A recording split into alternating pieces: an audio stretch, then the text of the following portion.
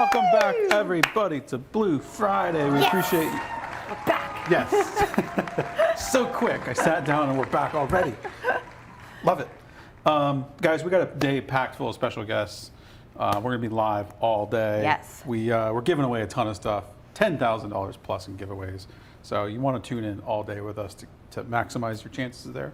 Yep. And for more information about the sales, the giveaway, the raffle, everything that's going on today, the schedule, visit waterboxaquariums.com/Blue Friday. And that's got all the details for you, all the good stuff to find. Yeah, that's where you're going to find everything, the raffles, the giveaways, etc. So make sure you guys, I see 328 people in here. There better be 328 likes. Smashing that like button. That's the currency, one of the currencies to win the giveaways today. So we appreciate you doing that for us. And also make sure to turn on the notifications because we're live every hour on the hour with the exception of a break. So definitely take advantage of that. Yep, make sure on Facebook you are sharing it. Get other people watching, get their chances. So today during this stream, you do, I need you to check in with Facebook and let me know if they're seeing our stream coming through. Yeah, Facebook, are you seeing the stream? Yeah, I got Facebook over here. We're good. Okay. Yeah. So during this stream, we are giving away a $500 Waterbox gift card. We have a Cube 10, a Peninsula Mini 15, and 2 Waterbox Aquarium shirts. So like Rich said, the entry for this is you gotta like the stream, you gotta be active in here. We will be pulling winners from both YouTube and Facebook, so love going out to both of those for watching. And you definitely want to be active because that's going to give you a chance. We will draw those later in the episode. Love it. And today, you guys, for this stream, we're doing something very special. So I want all of you during this stream to head over to waterboxaquariums.com/raffle. This is where you're going to go to enter the raffle for the Coral Restoration Foundation. This is a big deal for us. We've supported them in the past. It's a great foundation. And you can go there, you can buy raffle tickets, and we're going to draw that raffle. It's 2 full Waterbox systems at the end of the day today. At 7 o'clock, we're going to be drawing those winners for that. And not to mention you're supporting a great cause. We're already pushing 25K in donations so far. So let's hit 30. Yeah, get us to 30, guys. That's going to be awesome. So we have Roxanne with us here. Yep. And she's talking about what the Coral Restoration Foundation does for Florida Reefs and all that they're working on. So thank you for joining us, Roxanne, and joining us on Blue Friday. Woo! She's coming from the deep ocean. Yes. Like, that is very, very special. Underwater hotel room or something. It's perfect background. We're so happy that you joined us for Blue Friday today. And I know people are going to love watching what you guys are doing for the Reefs. Thank you guys for having us again. I mean, I know we did the family reunion in February 2020, and we're back here. Thank you for your continued support to everyone who watched this in the past, maybe people who are new today. So really excited to be here. And that intro for Blue Friday is awesome. It's pumping, right? I love Get you moving. I love it. Before we start do your presentation, I wanted to tell them there's a link in the description for the stream, but you guys have this awesome 3D virtual dive tour that you guys have for people to watch. And I've taken a look at it. It's so cool. It's like you're on there. If you've got 3D type stuff, it makes it even cooler. But even just as a video, you get to watch the process of what you guys are doing. So definitely, everyone who's in here, check that out at some point. It's really, really cool to see it up close and, like you're there. And the link is in the description for this? The link is in the description, yes. Okay, cool. So very cool. It's an awesome video. So guys, when we cut the stream, that's something fun you can do in between the streams. Yeah, absolutely. Free time. I think it's like 12 minutes or something like that. So definitely check it out. But you're here. You're going to tell us what Coral Restoration Foundation's doing with the reefs, kind of your process, how it's benefiting. So we're going to let you go ahead and take the stage on this one. Fabulous. Thank you so much. All right, so for those of you who know me, awesome. Great to kind of, I guess, remotely be with you again. Otherwise, for those of you who don't, I am the Dive Training Administrator for Coral Restoration Foundation. It's kind of a strange title, but I basically get the best of all worlds. I get to be in the water diving. I get to teach people about what it is we do, and I get to train people on what we do, actually. My background is that I grew up in South Florida, and I always wanted to be a marine biologist. That was like the end-all, be-all of what I wanted to do. And about halfway through my master's degree, I realized that I didn't want to be a scientist. So instead, I finished with my master's of science degree. I did a complete 180, became a dive instructor, and moved to tiny rocks in the middle of the Caribbean no one's ever heard of. I spent 6 years there in the dive industry, and I love that at CRF I get to bring together this background of science, of diving, of teaching people, and it's really, really rewarding. So we're going to go ahead and dive in. Jessica, can you change the slide for me, please? So a lot of people don't realize, you guys probably do, but corals have been on this planet for a ridiculously long time. They've been here for 500 million years. And intellectually, we know that's a long time, but otherwise it's just 5 with a whole bunch of zeros. So let's look at it this way. Humans, as Homo sapiens, as we know it, have been around for about 200 to 300,000 years. That's it. So corals are older than us. Corals are older than dinosaurs. Corals are older than sharks and crocodiles, and they're older than land plants. And in the time period that they existed and have existed, they experienced natural warming cycles, natural cooling cycles, and they survived all of it. They adapted, they evolved, and they created one of the most amazing ecosystems on this planet as coral reefs. Slide, please. And coral reefs are vital to us as humans in many different ways. They have an annual economic value of around $10 trillion. They help keep the oceans healthy, and healthy oceans provide us with something like 70% of the oxygen we breathe. On top of that, they support at least 25% of all marine life, which then supports a healthy recreational and commercial fishery. It also provides this incredible area for scuba divers and snorkelers and aquaculturists to play and to collect from. And then, of course, it also is a coastal barrier for us as well and protects us from storms and all of those big bad hurricanes. Slide, please. But the reality is that we've lost 50% of the world's coral reefs in the past 30 years. What you're looking at now with that left-hand picture, as a marine scientist, I call that a rubble field. But you can think of it as a graveyard, because those are pieces of corals that have broken off, and rather than catching somewhere and growing again, they've died, and now they're just littering the bottom of our coral reefs. But what's really scary is that within the next 80 years, by the year 2100, we fully expect that coral reefs as an ecosystem could go extinct. Now let that sink in for a second, because I'm not saying that instead of having a grouper sandwich at lunchtime, you're going to have a yellowtail snapper sandwich at lunchtime. I'm not saying that 1 or 2 species of coral are going to disappear. I'm saying that everything that is associated with the coral reef and the corals themselves will be gone from this planet. Now, personal feelings aside, we don't know what that means for us as a species. As we said, 3 out of every 4 breaths worth of oxygen that we breathe comes from healthy oceans, of which healthy coral reefs are a critical component of. So what's going to happen to our planet and to us without that? We don't know, and we've never lost an ecosystem before. Slide, please. Let's zoom into our own backyard down here in not so sunny right now, Key Largo.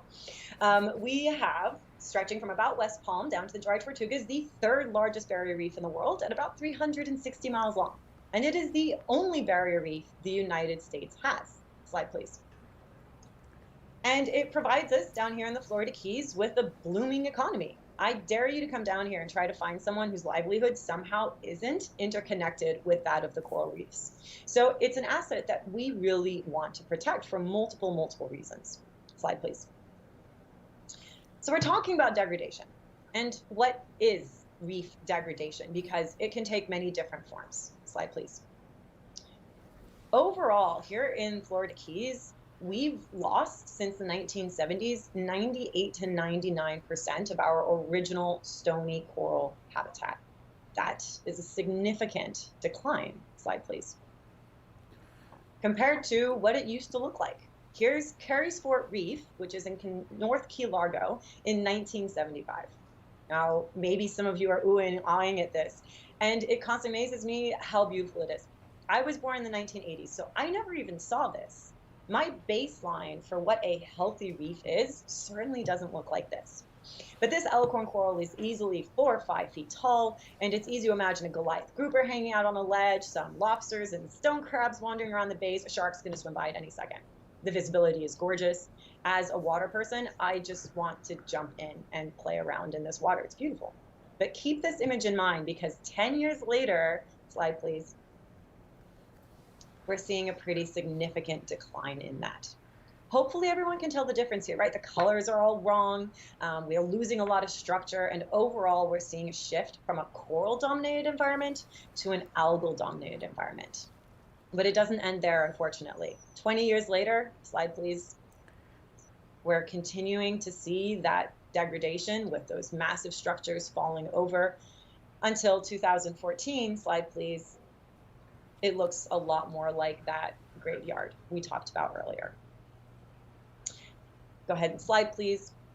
All in all, the Florida Keys has not only lost all of that hard coral habitat, we've lost over 90% of the two historically most important species, staghorn and elkhorn coral. Now, I really wish I could snap my fingers and say there's just a few things we need to fix and we'll be on the road to recovery, but unfortunately, that's not the case. Slide, please. We have a lot of local stressors. And here I'm going to talk specifically within the Florida context, but anywhere that has coral reefs is going to experience these local stressors. Direct human impact is massive. We have a lot of divers and snorkelers who come down here, and they don't necessarily know what a coral is, a living animal and not just some rock living on the bottom of the ocean floor. In fact, a lot of my scuba divers would come up from dives, and it didn't matter if they had 50 dives or 500 dives, and they would often say, "Oh my God, did you see that yellow coral sponge? It was amazing." And I'm like, no, just because you're not sure what it is doesn't mean you get to hyphenate it and make it a thing.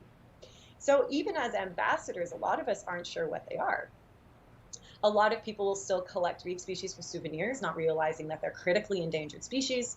And then, of course, people who want to come down here and rent a boat and have a fun, 4th of July weekend maybe don't know good anchoring practices. And this is just all about education and how do we reach that audience? We need to. Here in the Florida Keys, we don't really fish our herbivores, but we did see a massive decline in our long-spined sea urchins, or diadema. Now, in the 1970s, if you were down here and you looked over a bridge, the bridge would have been black with these little sea urchins, but now they're pretty hard to find. And that's because of a disease that came through and nearly wiped that species out to extinction in the 1980s. That kind of caused big problems because the sea urchins are really critical at munching down the algae that threatens the coral. Adding fuel to that algal fire is the fact that down here in the Florida Keys, we do have water quality problems, and it's due to a lot of different factors. But the algae loves the excess nutrients that are in the water, and it just fuels their growth. And then it might seem like problem 100 on an already really long list, but we know that the chemicals in chemical sunscreen like oxybenzone, avobenzone, octinoxate do significant damage to coral larvae. Specifically, they cause the skeletal development of coral larvae to grow too soon and too quickly, and it basically stops the method of reproduction. That little coral larva never makes it back to the reef. Fortunately, this is something we can do something about right now. We can all switch to mineral sunscreens that are zinc and titanium dioxide whenever we're going to go jump in the ocean or in a lake or a river, and save those chemical sunscreens for poolside or when you're working in the garden or something like that. Slide, please. But we have a bigger bad wolf in the room, and that's going to be climate change. Now, we know corals have survived hundreds of millions of years of natural climate change, and they did fine. But that was over the time span of hundreds of thousands of years of change. We know here in Florida that the average Florida water summer temperature has increased by 2 degrees Fahrenheit. That doesn't sound like a lot, and I know that you all know it's coming, right? Because you understand all of this. But if we add 2 degrees to the average human body temperature, now you're landing at 101 degrees Fahrenheit, and you're not going to be very happy about it. So corals are facing similar issues with regards to ocean warming as well as ocean acidification, which overall adds to degradation. Slide, please. Now, I'm talking specifically about the Florida Keys, but this is a global problem. The degradation that we started seeing here in the Keys is what places like the Maldives or Australia are starting to see now. And it requires local solutions. But at the end of the day, slide please, all of you are the ones who make the impact. Large-scale, massive action is required if we're going to combat large-scale degradation. So again, thank you, Waterbox Aquariums, for having me on here today. All of you are the ones who really, really make this difference by sharing this information. Slide, please. Coral Restoration Foundation is the largest nonprofit coral restoration organization focused solely on the restoration of the Florida Keys and establishing best practices where we can. Our mission is to 1, restore coral reefs, 2, educate people on the importance of our oceans, and then 3, use science to further our monitoring techniques. Slide, please. So as a nonprofit who started in 2007, we've had a little bit of practice by now, and we've been able to develop a lot of interventions and methods that are now being used around the world. Slide, please. Let's get into how we do it, and then how you can get involved. Slide, please.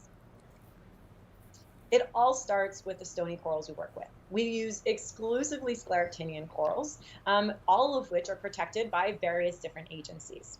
Now, when we're in the water working with them, with our own crew or with the public, we're working under multiple specific permits that are state and federal that allow us to touch these endangered species and manipulate the reef. Slide, please. Now, I want you all to imagine a big dirt field. And the first thing that's going to grow in that dirt field are probably going to be grasses, weeds, maybe some wildflowers, and then you're going to get some small bushes and spindly little trees, and maybe some big redwoods start to grow. And on the edge of that forest are always the corals creeping outwards. Now, we all know that corals aren't plants. They don't have roots. They're animals. But the concept of colonization and stabilization is what I want you to keep in mind here. Staghorn and elkhorn coral are pretty resilient corals, and they tend to be some of the first corals that we'll see pop up on a reef. As they stabilize the system, we'll start to see more biodiversity like boulder corals. So we actually have 20 different species of corals amongst our nurseries now, and we outplant currently 4 different species: staghorn coral and 2 species of boulder coral. Slide, please. But while biodiversity is important for the resilience of the ecosystem, genetic diversity is really important for the health of the population. So just as a reminder of genetic diversity, all of us are the same species here, but there's different eye color and hair color. There's also genetic variation we can't see, like I have really bad eyesight. Corals are similar. Some staghorn coral grows long and branchy, some of it grows short and stubby, some of it will bleach more readily than another variant will, while some will get a disease and the other variant won't at all. And so we truly believe that we need to keep all of the representatives of these different variants. And so we keep them in our genetic bank and spread amongst multiple nurseries. We actually have genetic variants that no longer exist in the wild, and they only exist now inside our nurseries. Slide, please. One of the innovations that CRF is responsible for is the coral tree. It is now recognized as being the best way to grow certain species of coral very, very quickly. Slide, please. How it works is that we hang about 60 different corals onto the tree. Each one of these corals is the same genetic variant, so we just fragment from the colony we already have. We don't need to go out to wild colonies anymore. They're all about a finger size. It really depends on the time of year. But after about 9 months, I want you to pick a coral here and see what happens to it. Slide, please. They grow really fast. They grow way faster on these trees than some of them do even in their natural reef environment. Now, it's down to a lot of factors, mainly that they are up in the water column, so they're getting maximum sunlight coming down and bouncing off of sand, maximum oxygen floating by, lots of food and nutrients and stuff like that. So they're super, super happy. But it's not just one tree. Slide, please. And it's not even just a few dozen trees. Slide, please. It's an entire nursery worth of trees. Maybe some of you out there have visited, but this is our Tavernier nursery. It's about 500 trees right now, and at 60 corals per tree, that's around 30,000 corals in just over a football field size space. Right now, it takes me about 15 minutes to swim around the entire periphery at like a moderate pace. There is nowhere else in the world that you can swim through a living forest of coral like you can in the Tavernier nursery. And that's just one of them. Slide, please. We currently have 7 different nurseries, and with the plans to add more, and together they can produce over 45,000 corals every single year. But great, we know that we can grow crazy amounts of coral. Slide, please. Now we have to get them back out onto the reef. Once they get to be a certain size and they're reef ready, we take them off the tree, we put them in groups or clusters on the reef, and every cluster is the same genetic variant of coral. And those clusters might be as big as up to 50 corals per cluster. Now, some of you are seeing the person with the hammer, and I know that we've been taught not to touch the reef, but the hammer is really necessary because we need to use an epoxy, and I know many of you are very familiar with that, to glue the corals one by one back onto the reef. Slide, please. Since 2007, we've worked on over 30 sites, and we're also part, as of December 2019, of a very ambitious program called Mission Iconic Reefs. Mission Iconic Reefs is made up of multiple different coral restoration organizations, but they'll also be focused on the restoration of that long-spine sea urchin population I told you about, as well as certain crab species. Slide, please. But we need to keep track of all of this, right? We need to prove that what we're doing is working, and we need to define metrics of success. So back in the day, we used to go around and check every single coral to see whether it survived or not. And mortality is a natural thing that we have to accept. And thanks to this data, in 2017, we know that across all sites and species, we had a survivorship of 77%, which is pretty good for field work. But there are problems with that data. We know that corals fuse. So if I outplant 10 individual corals and I come back a year later and they've all fused together, now I only have one coral. And while I know that it's all fused together, it looks like my mortality numbers are incorrect. On top of that, while survivorship is important, think back to that big dirt field. If I only restore and plant 1 square foot of grass on a massive acre of dirt, it's not really going to do anything. I need to focus on the entire acre. So to that effect, we're more interested in covering as much reef as we possibly can. Now that does inherently mean higher numbers and survivorship and all of that, but that's what we're measuring now. So to that effect, we use photomosaics. And it sounds fancy, but it's really just a PVC pipe with 2 GoPros on the end, and we swim up and down the reef taking overlapping photos. It might be hundreds, it might be thousands of photos. We'll take them back to the office, lock up a computer, stitch them all together into one massive image. And this is what you see here. We can zoom out to get a really good image of the entire reef, or zoom in to individual corals. So we can take this photomosaic before we start working, after we're done, 6 months later, a year later, 5 years later, 10 years later. And in this way, we can tell how much area we're covering, as well as how the corals are doing. Slide, please. And what it comes down to is stabilization of the reef. Let's be real here for a second. We're not restoring back to something. I'm not sure we'll ever see that picture from 1975 again. We're restoring to a new future. And what that's going to look like is anyone's guess. But the only way we're going to find out is if we stabilize what we have now so that it can jumpstart itself to a new future. And that's exactly what we're trying to accomplish. There's a 10-year study published in 2016 that showed that where restoration was taking place, coral population trajectories increased. But where restoration was not taking place, coral population trajectories continue to decline. Slide, please. We also want our corals to behave naturally. Here's a really beautiful staghorn thicket, and all of these corals are fused together into one massive colony. Believe it or not, this used to be 10 corals that fused together after 3 to 5 years. But what really makes us giddy every single year, slide please, is the fact that our corals spawn. Now, we'd expect this in the nursery, right? We take care of these corals, and so they have the best opportunity to do this. And most of you know, corals don't have too many opportunities to do this. Staghorn, elkhorn coral really just get one chance a year, a few nights in that time frame, and when they spawn, it's for like 10 or 15 minutes. The simultaneous release of these eggs and sperm are critical to the survivorship of this species long term, so that they can get new genetic recombination and spread themselves across the reef. So the fact that they start making their eggs for release in August means that they're putting a lot of energy into it. And so we see it in the nursery, and we would expect that. But what really makes us happy is that every year we see the corals on the reef that we outplanted spawning as well. Slide, please. So remember those really depressing pictures from Carey Sport Reef? Slide, please. Here are some of those cute little corals now. These elkhorn corals about 1 year after being outplanted. And while those big branches might break off and roll away, it's the skirting on the reef that we care about, because that will grow back. Slide, please. But remember, it's not just about 1 or 2 corals. It needs to cover the entire reef so that we can put new growth on old mortality. Here is an inspirational video for you all to watch. Jessica, it's on the next slide, or you can bring it up separately.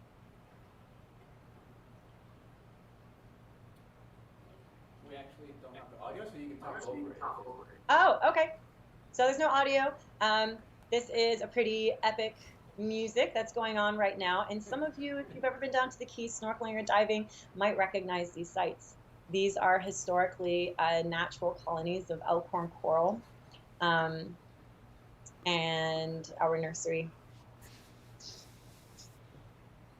And if we don't have any video, then we might just go ahead and audio. We might just go ahead and continue through because it's mostly just some pretty video and pictures. Sure, go ahead. Yeah, let's go ahead and just click through. Go ahead to the next one. Yeah, so in summary, we have a lot of hope for the future.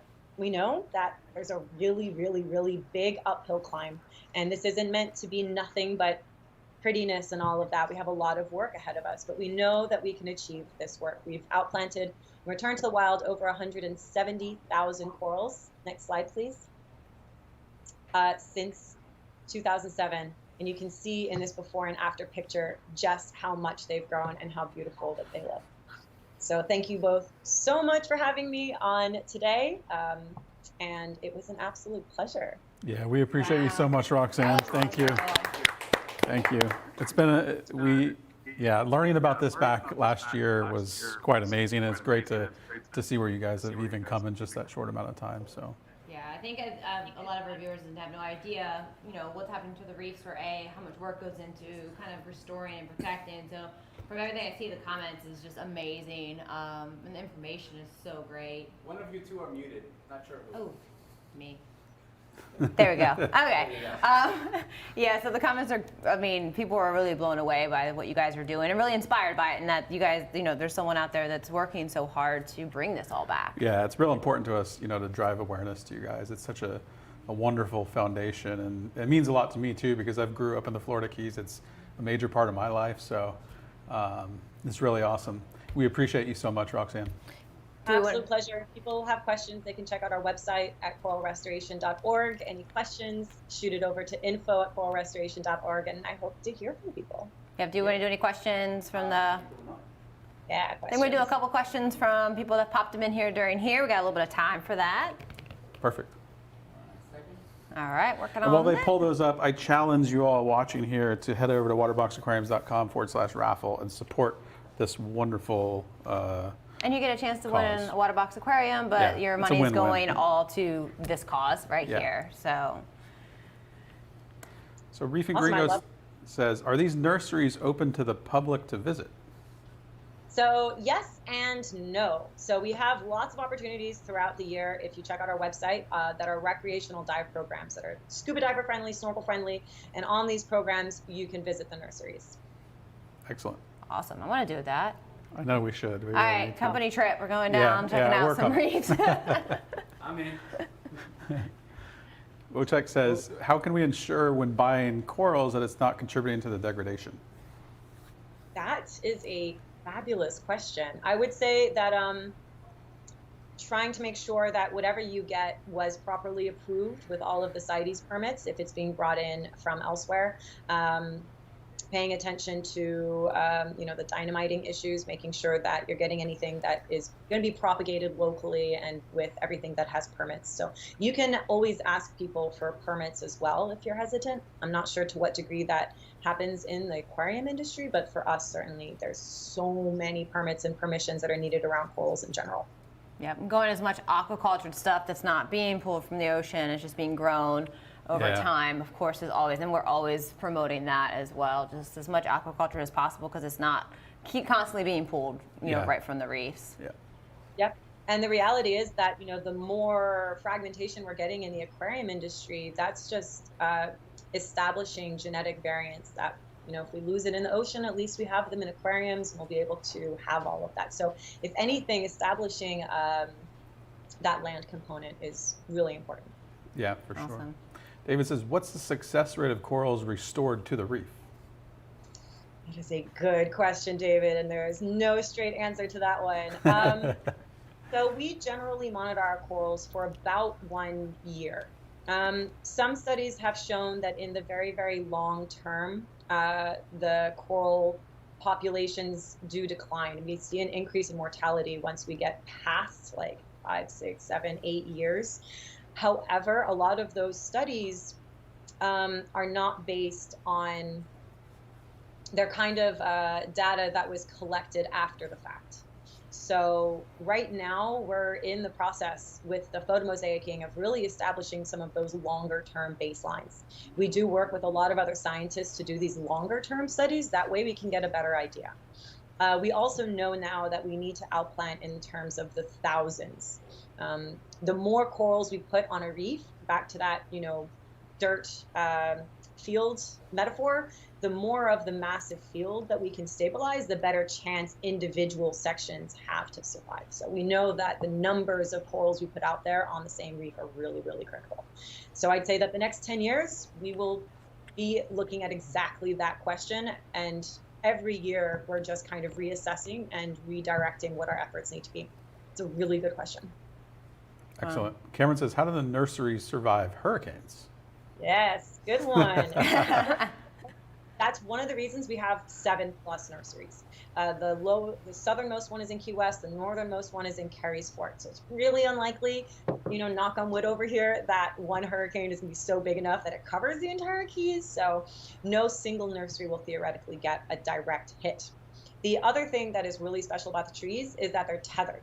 So you can kind of see behind me in this image some floats, but the trees are actually anchored into the sand, and the tether pulls them upwards.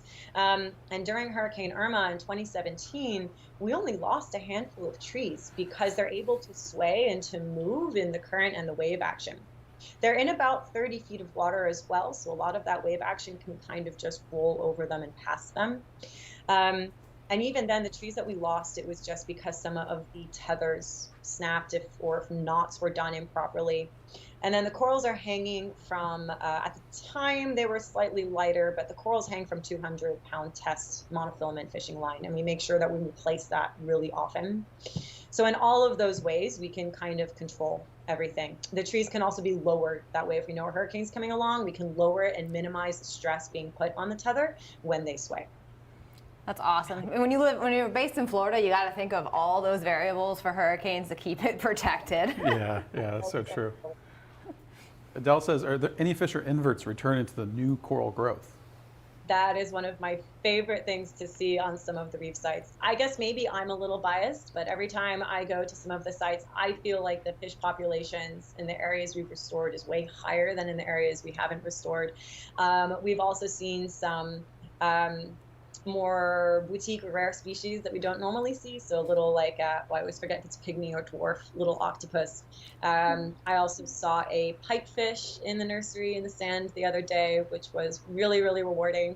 So that's really nice to see that increase in biodiversity. We also had some people do a survey in one of our nurseries, and it actually had more biodiversity than some of the reefs surrounding it. So even the nurseries attract a lot of different species.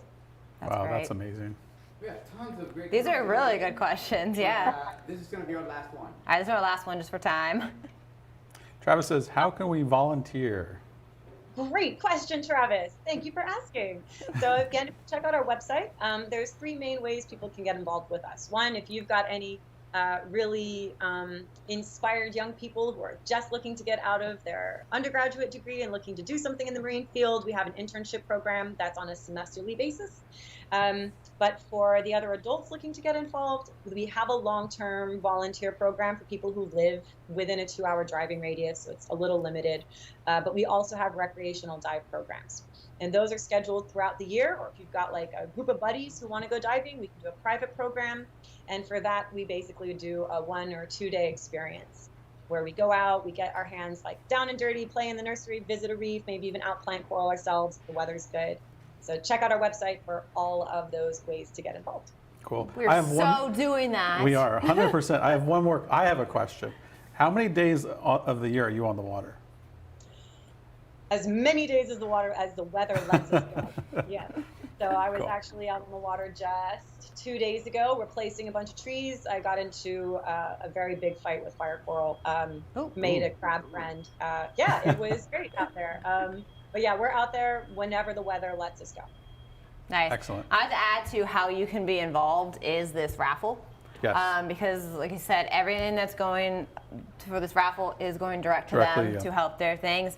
I mean, 30, let's get over 30,000 if we can. Yeah. You know, so all that's going straight, and that's just going to help them further with their things. So anyone who's not local, can't get down there, that's the best way you can probably help out.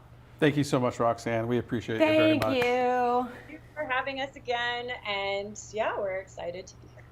Thank Thanks. you. Bye. Bye. Man, that was awesome. Yes, and again, all you guys watching, waterboxaquariums.com/raffle. You can always also get there from the Blue Friday page. Even if you're going to donate $10 to raffle tickets, Doesn't 100 matter, all helps. or 1,000, it all helps tremendously. Plus, you get a chance to win a full Waterbox system. And when you go to that page, you can actually choose which system you'd like to have a chance to win. So if you want to win the freshwater or the saltwater or both, whatever you want to do. Yeah. Take advantage of it. I don't know if there's any left, but if you buy 100 tickets, we only had 100 available of each. You get a free Waterbox t-shirt too. Oh, So, nice. All right. Yeah, so we're really excited for everyone that has donated so far, and that you have until about 6:45 tonight to continue to get your raffle tickets to help out Coral Restoration Foundation. So you still have time. You already got some, go get some more. Anything we can do to help them out. As you can see, it is an amazing cause. Yep. So. And before we cut here, we're not cutting yet because we got winners. giveaways. I do want to mention the sales. Waterbox is on sale today until Sunday. Yep. Worldwide. So definitely check that out. Take advantage of it because it's only going to happen once a year. After Once this a weekend, year. you're going to miss out. You're going to have to wait a whole nother year. Oof, that sounds horrible. Yeah. All right. Don't do Get in that. on there. So we've got winners, of course, for this stream. We'll start with our t-shirts. We got 2 Waterbox t-shirts to give away. Let's do it. All right, winners for some t-shirts are John Corky. Congratulations. And You're forgetting to put them both on one yeah, slide. all right, that's cool. One at a time, suspense. We do have one more. All right, that was one shirt. Congratulations, Waterbox John swag. Corky. Waterbox swag. You guys is also 20% off this weekend. So if you're looking to rep some Waterbox apparel, Yep. pick it up this weekend. Just email Next winners. shirt. All right, Let's next shirt winner is Backshift Reefer. Woo! It's hard to read through the confetti sometimes. Congratulations, email winners at waterboxaquariums.com. They will get you all hooked up. We have a Cube 10. Cube 10. I don't know what order they're going in. All right. Cube It's a 10. mystery. Everyone loves a good cube. Nice desktop. Ready? Winner is Snowdrift Films. All right. Congratulations. Beautiful. All right. A Peninsula Mini 15. We're giving away aquariums. We're giving away We have a lot money. to give away. We're This giving is a away long giveaway swag. process. Yes. All right, Peninsula Mini 15. We got a winner is ready. Simon Ballon. Congratulations. Woo! Cool. And a lot of people are waiting for a $500 Waterbox gift card. Who is I can the buy lucky you a lot winner? of equipment. I can buy you a part of a tank. I can Yeah. do lots of good stuff. New RDI unit. We got those that we released today. Check out the new Infinia. Yes, absolutely. Lots of good stuff today. We ready for our gift card winner? Go. Ready? Winner is Marisol Limon. Grisel, yep. Marisol Graciela Limón. There you go. Congratulations. Beautiful. All of y'all email winners at waterboxaquariums.com. They'll get you hooked up. I'm sorry, I'm bad with names. Keenan got us on that one. Keenan saves us sometimes. Just saved us on that one. We are back here in all of about 18 minutes, and we have O-Ray with us next, going along with the theme of aquaculture protecting the reefs. They are the best. This is going to be a fun one, you guys. You do This not will be want to miss it. great. I'm a little frightened. What's going to happen? Yeah, we have something fun All involved. good. We're going to talk about the history, where it's all going. We love having them here, so definitely go get a drink, go do whatever, and come back here. Be back here within 18 minutes. We will see you at 1. Thank you, guys. See ya. Waterbox Aquariums offers 2 convenient financing options to bring you one step closer to your dream aquarium. Split your purchase into interest-free payments or finance for up to 36 months. For more information, visit the Waterbox Aquariums financing page. Make sure to smash that like button, subscribe to the channel, and hit that notification bell. Don't go anywhere. Join us on the next Blue Friday stream for more guests and giveaways. Blue Friday is dedicated to education and growth for the aquatics industry. A day packed with special guests, sales, and new products, plus over $20,000 in giveaways. This is the only time that Waterbox Aquariums go on sale all year long. We are live from 11 a.m. to 7 p.m. Eastern Standard Time with special guests and giveaways. 2 lucky winners will be picked on the 7 p.m. Eastern Standard Time stream to win the grand prize of $3,000 Waterbox gift cards. Sales are live in the USA, Canada, United Kingdom, and Europe on Friday, November 5th at 11 a.m. Eastern Standard Time until Sunday, November 7th at 12 p.m. Eastern Standard Time. Waterbox is committed to doing our part in protecting and restoring the world's oceans, reefs, and waterways. So to keep that promise, all proceeds of the Blue Friday raffle will be donated to the Coral Restoration Foundation. We are giving away a freshwater and saltwater water box, complete with lighting and filtration, each valued at over $5,000. Visit waterboxaquariums.com/Blue Friday for more details on sales, giveaways, raffles, and everything else Blue Friday.